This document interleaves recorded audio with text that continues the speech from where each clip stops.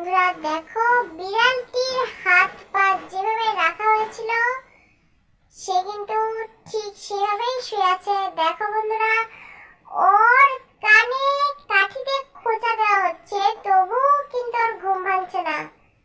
বন্ধুরা দেখো, ছোট বিড়ালটি কত সুন্দর করে ঘুমাচ্ছে। বন্ধুরা দেখো, ওর কানটা নড়ছে, তবু কিন্তু ও ঘুম থেকে উঠছে না। বন্ধুরা দেখো, কত সুন্দর একটি বিড়াল। বিড়ালটি দেখো গভীর ঘুমে আছে। দেখো বন্ধুরা, বিড়ালটি বারবার কান নাড়াচ্ছে, তবু কিছুতেই ঘুম থেকে উঠছে না।